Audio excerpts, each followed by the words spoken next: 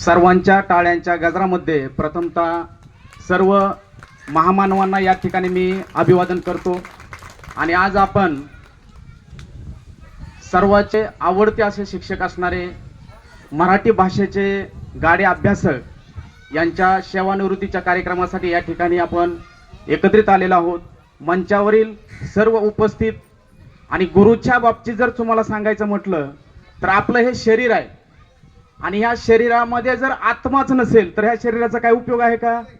अगदी त्याच पद्धतीनं आपल्या आयुष्यामध्ये जेवढं आपल्या शरीरात आत्मा महत्वाचा आहे, अक्षरशः त्याच पद्धतीनं आपल्या जीवनामध्ये गुरुचं स्थान महत्वाचं आहे।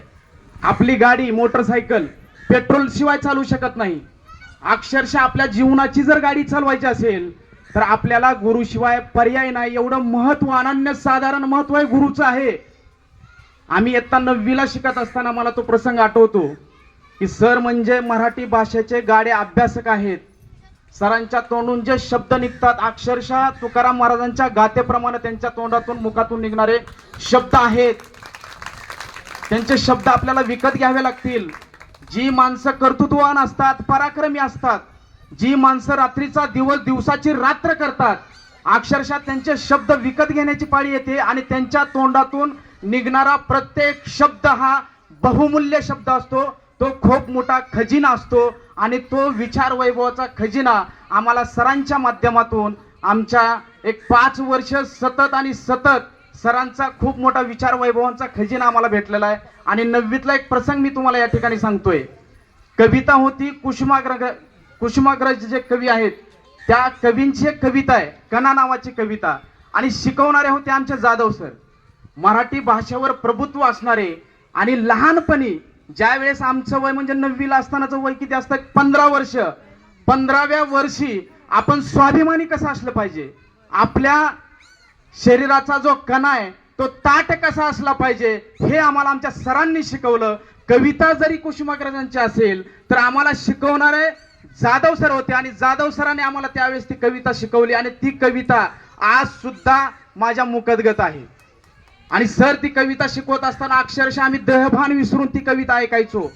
आणि त्यावेळेस स्वाभिमानाची बीज काय असतात आणि आपण आपले जीवन कष्ट करून कसं जगता आलं पाहिजे, काही आयुष्यात परिस्थिती आली आपण खचलं नाही पाहिजे, आपल्या पाठीचा कणा हा ताट राहिला पाहिजे आणि ताट राहिला आम्हाला आमच्या सरांनी शिकवलेला, त्याचा खूप मोठा अभिमान आणि स्वाभिमान आहे आम्हाला। आणि ती कविता मी या ठिकाणी एक मिनिटामध्ये सादर करतोय।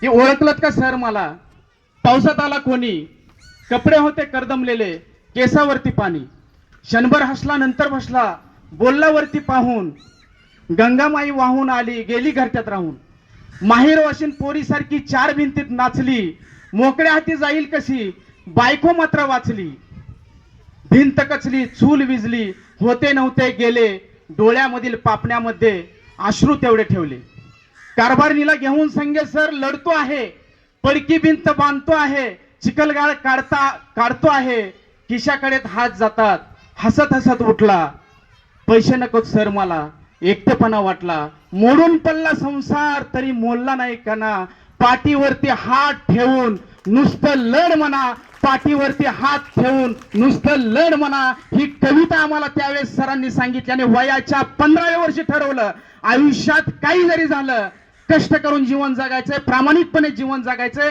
आणि स्वाभिमानानं जीवन जगायचंय। आपल्याकडे कुणी असं बोट करता कामा नये, अशा पद्धतीनं जीवन जगण्याची प्रेरणा जर आम्हाला कुणी दिली असेल तर ती म्हणजे आमच्या सरांनी आम्हाला ती लहानपणापासून ती प्रेरणा दिलेली आहे। आजच्या या सेवानिवृत्तीच्या या कार्यक्रमाच्या निमित्तानं आज मी काय प्रमुख वक्ता या ठिकाणी नाही, फक्त मला माझं 2 मिनिट या ठिकाणी मनोगत व्यक्त करण्याची या ठिकाणी संधी मला आयोजकांनी दिली। खरंच मी आपल्या सर्वांचा खूप खूप आभारी आहे आणि सरांना आपल्या सर्वांच्या टाळ्यांच्या गजरामध्ये इथून पुढं आई तुळजाभवानी, आपल्या गावचे जागृत देवस्थान सिद्धेश्वर, तसेच ज्यांच्यामुळं ही भूमी पावन झालेले असे शिवगुरु महाराज यांच्या चरणी अशीच प्रार्थना करतो की इथून पुढेही अक्षरशः आपण असंच आनंदी शतायुषी आयुष्य आज जसं जगत आला तसंच इथून पुढेही जगत राहा। आणि शेवटी फक्त 1 मिनिटाची कविता आहे, शेवटी 1च मिनिट आपल्या सर्वांचा, एकच, आपली जर परमिशन असेल तर 1च मिनिट, एकच मिनिट। कारण आज आपण या ठिकाणी सरांना सलामी ठोकण्यासाठी या ठिकाणी आलेलो आहोत. तर कविता फक्त 1 मिनिटाची आहे. तुझी तुलाच पुरी करायची, तुझी तुलाच पुरी करायची, हौस आकाशी उंच उडायची, गड्या तयारी ठेव र मनाची, कधी झुकायची कधी नडायची, दुनिया डोक्यावर घेणार हायर, तुला उचलून घेणार हायर, दुनिया डोक्यावर घेणार हायर, तुला उचलून घेणार हायर, आला जरी तो कठीण क्षण गंभीर उभा तू राहायचं, हटायचं नाही गड्याच हटायचं, पुढं पुढं तू चालत राहायचं, हटायचं नाही गड्याच हटायचं, पुढं पुढं तू चालत राहायचं, आई बापाच्या पायावर डोकं, बाकी जगा शिरा रोख ठोक, आई बापाच्या पायावर डोकं, बाकी जगा शिरा रोख ठोक, अगदीच नाही असं पण नाही, साथीला चांगली लोक, सलामी झुकून सलामी वाकून सलामी ठोकून देणार हायर, तुला उचलून घेणार हायर, सलामी ठोकून देणार हायर, तुला उचलून घेणार हायर. सरांच्या आजपर्यंतच्या कार्याला माझा या ठिकाणी मानाचा मुजरा आणि त्यांना सलाम करतो, सल्यूट मारतो आणि या ठिकाणी थांबतो. धन्यवाद.